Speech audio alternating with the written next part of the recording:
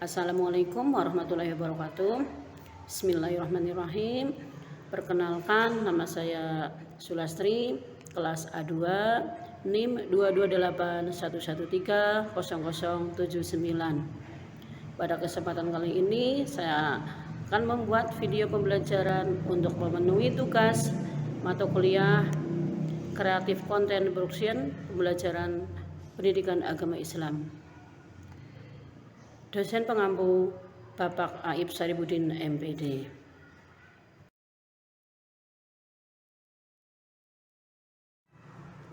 Anak-anak, materi hari ini adalah pembelajaran 2 mengenai mengapa bumi berhenti berputar. Sebelum pembelajaran dimulai, marilah kita berdoa terlebih dahulu. Bismillahirrahmanirrahim. Raditu billahi robba wa bil islami dina wa bi muhammadin nabiyya wa rasulah. Rabbi sidni ilma warzuqni fahma. Amin ya rabbal alamin. Anak-anak paham rukun iman yang kelima? Rukun iman yang kelima adalah iman kepada hari akhir. Nah, sekarang Bu Guru mau menerangkan tentang mengapa bumi berhenti berputar. Setelah pelajaran ini diharapkan nanti anak-anak bisa menjelaskan apa artinya hari kiamat. Yang kedua, anak-anak bisa menjelaskan apa yang dinamakan kiamat sughra dan kiamat kubro. Yang ketiga, diharapkan kalian dapat menyebutkan tanda-tanda hari akhir. Dan yang keempat, kalian bisa menyebutkan nama-nama lain hari akhir. Makna hari akhir. Tahukah apakah hari akhir itu, anak-anak? Hari akhir itu disebut juga hari kiamat. Hari kiamat adalah hari berakhirnya kehidupan alam semesta beserta isinya secara serentak. Terjadinya hari kiamat merupakan ketetapan Allah Subhanahu wa taala. Karena segala sesuatu yang mempunyai awal pastilah akan mempunyai akhir. Begitu pula dengan dunia yang kita tempati. Suatu saat nanti pasti akan mengalami kehancuran total. Yang dalam Al-Quran disebut dengan Yaumul Akhir atau Yaumul Qiyamah. Kita harus meyakini pada hari akhir. Sebab iman kepada hari akhir adalah termasuk rukun iman yang kelima.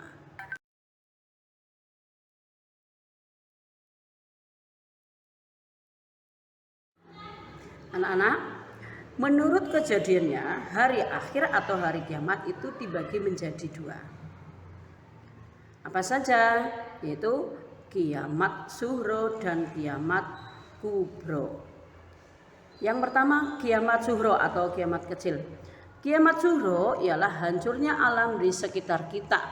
Misalnya gunung meletus, gempa bumi, tsunami, air bah, banjir bandang, kematian, dan lain-lain. Kiamat sughra bisa terjadi karena ulah manusia itu sendiri. Misalnya berkendaraan tidak berhati-hati, maka terjadilah kecelakaan dan orang tersebut meninggal dunia. Itu termasuk contoh kiamat sughra. Terus membakar hutan, menebang hutan sembarangan sehingga hutan menjadi gundul dan akan menjadikan longsor. Membuang sampah sembarangan di sungai itu bisa mengakibatkan banjir. Itulah contoh-contoh dari kiamat sughra. Yang kedua adalah kiamat kubro atau kiamat besar. Kiamat kubro ialah hancurnya alam semesta beserta isinya seperti matahari, bumi, dan planet-planet lainnya itu sudah tidak berjalan pada porosnya sehingga saling bertabrakan. Bumi berguncang dengan dahsyat dan tidak ada satupun makhluk yang hidup di muka bumi. Hari kiamat ditandai dengan bunyi terompet sangkakala oleh malaikat Israfil atas perintah Allah Subhanahu wa taala. Hari kiamat tidak diketahui kapan terjadinya. Hanya Allah Subhanahu wa taala saja yang mengetahui kapan peristiwa hari kiamat itu terjadi.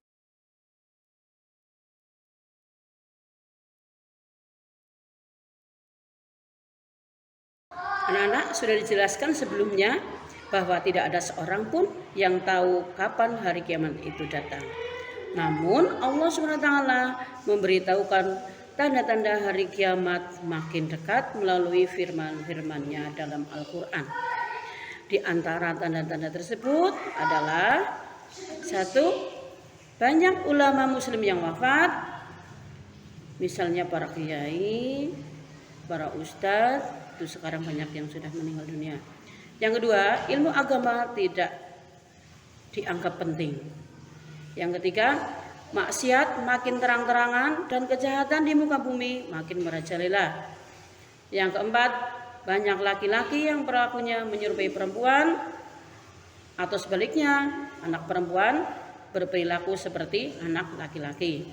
Yang kelima, banyak peperangan dan kerusuhan di muka bumi. Contohnya yang sampai sekarang masih ada peperangan, yaitu antara Palestina dan Israel. Ya, semoga saudara-saudara kita, saudara Islam sana, akan mendapat perlindungan Allah Subhanahu wa taala.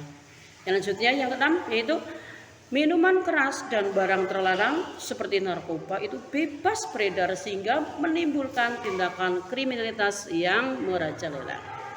Yang selanjutnya, akan munculnya orang-orang yang mengaku sebagai nabi. Kalau zaman Rasulullah dulu, nabi palsu yaitu Musailamah al-Kadzab.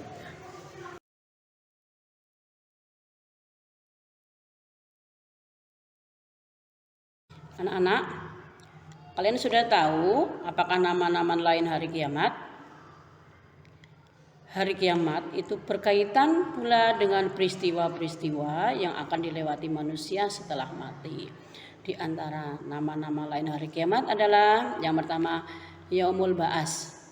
Yaumul Ba'as artinya hari dibangkitkannya manusia dari alam barzakh atau alam kubur.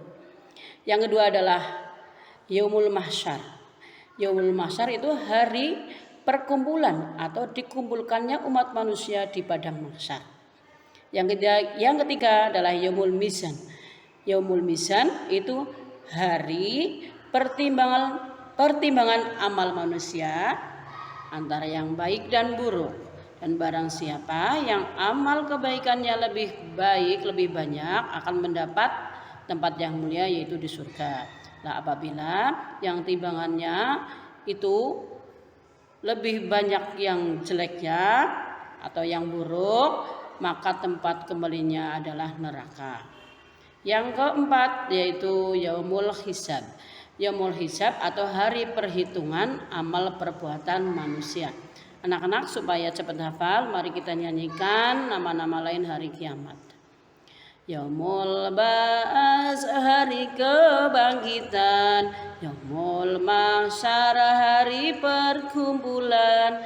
Yaumul Mizan, hari pertimbangan. Yaumul Hisab, hari perhitungan. Ya, diulangi lagi. Yaumul Ba'as, hari kebangkitan. Yaumul Mahsyar, hari perkumpulan. Yaumul Mizan, hari pertimbangan. Yaumul Hisab, hari perhitungan.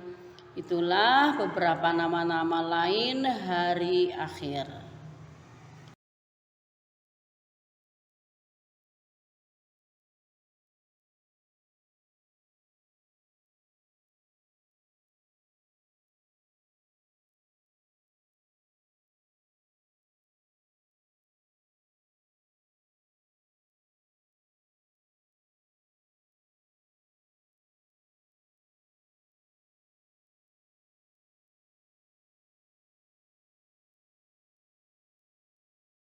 Alhamdulillah, pembelajaran kali ini sudah selesai. Semoga kalian sudah bisa memahaminya tentang makna hari kiamat. Selanjutnya, Bu Guru akan memberikan tugas untuk mengetahui seberapa paham kalian pada materi pagi hari ini. Soal yang pertama adalah apa artinya hari kiamat. Yang kedua, jelaskan apa yang dinamakan kiamat sughro dan kiamat kubro. Yang ketiga, sebutkan tanda-tanda hari akhir.